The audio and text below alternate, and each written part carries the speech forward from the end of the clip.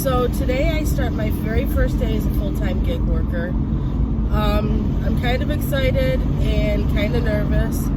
I see what a lot of people are putting out there when they're full-time, but I also know my market. And I work my market around my W-2 job. I always have, because I've always had the W-2 job. So now I am actually kind of relearning it. So, I mean, that's kind of exciting, at the same time kind of scary. I know what days work for me, you know, what days don't work, but I think because I'll be working at an earlier time and during the week, I think things will change. So now I'm just going to have to, I mean, I know my stores, I know my streets, I know my area. It's just kind of learning about the drops. Like, I didn't know there was such thing as a 10 o'clock Costco drop until my friend told me. She said, look out for the 10 o'clock Costco drop. So, I mean, see, look, it's sure enough, 10:01, there was like 5 Costco orders on my app. So there's things that I have to learn, and, you know, I'll spend this week, you know, investigating and playing around with, and probably driving tons of miles, you know, just to see how things work.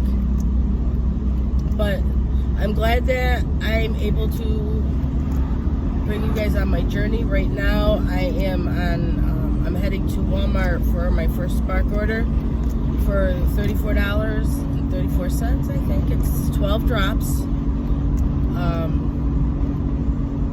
Ever since I got tip baited, I kind of like taking orders that have no tips on them. I don't take low ball orders with no tips, but these drops, they aren't meant to have tips, so I'm not going to get tip baited. Alright, let's go do this drop off. Alright, so there's my 12 drops. Should take me about hour and a half to deliver them. My first day of being a 100% gig worker is over for the day. I didn't do too bad. Usually I work Tuesdays, I work dinner, and I actually don't do very well.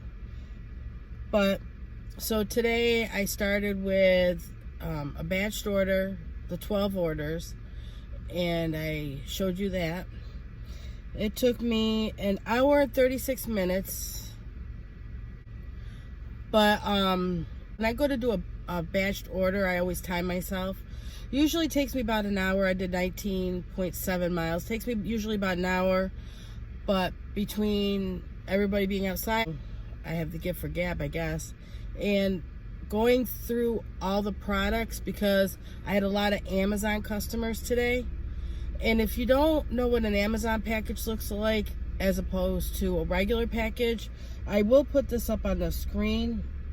I took a screenshot of the customer, and it has their name and address and everything. And then I took a screenshot of the label on the package to deliver. Now, you have the customer's name, and on the label is actually the seller's name, because it actually was ordered off from Amazon, but the seller also delivers for Walmart, so it came through Walmart. So if you're really busy, a lot of it's probably Amazon deliveries. I figured that out one time when it was raining, because I like to call my customers when I'm doing a batched order to let them know I'm on my way, so that way they can be looking for their stuff. Like 3 out of 10 customers, all of it said that they were an Amazon customer, or the phone number was for Spark instead of the customer. So that happens. So after I did that batched order, I took this order for $21.28, and then I took this order for $16.11, and then I took a break and had lunch. I did a few errands that I actually put off doing because of the fact that, you know, I was working, you know, my W-2 job, and then I was doing this, so, you know, I put off a lot of things. So I did some stuff, And then my last order, actually, I just did the order, so I didn't get a screenshot of it. Let me see here. My last order was for $26.63, and that was a shop and deliver order.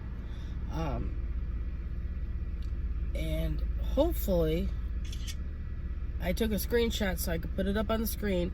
Hopefully I won't get tip baited. Actually, I've been trying to avoid taking orders.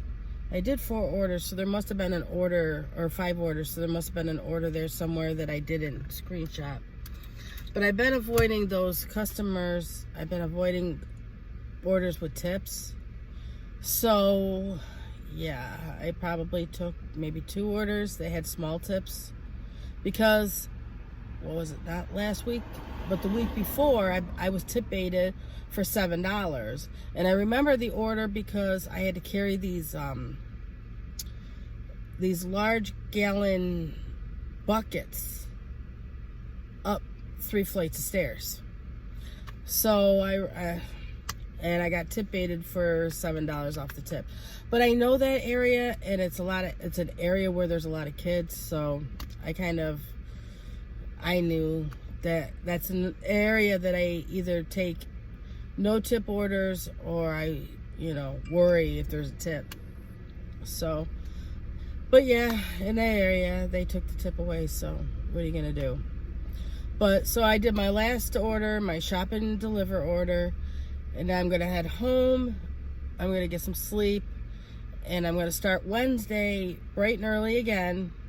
And I'm really, actually, the reason why, Instacart didn't really have any good orders anyway, but I'm trying to get my acceptance rate up with Spark. Now, I remember I had said something about, I did a video about Spark and how I had all these stores on my market. Well, after repeated phone calls, they have fixed my app. Now, let me see if I can get the brightness down here. So they took all my stores, and it's still bright. They took all my stores and broke them down into zones, into each different zones.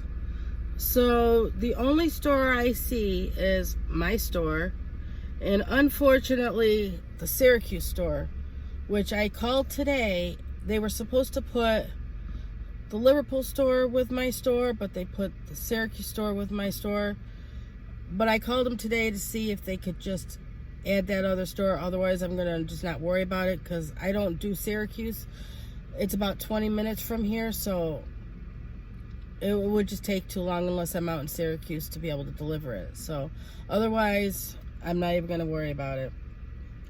But that was my day of Spark. Hopefully I can get that 6% acceptance rate up to something in green where I'll start seeing orders again. Because I did call again and I asked them about the batches, and they told me, well, your acceptance rate has a lot to do with the batches that you see.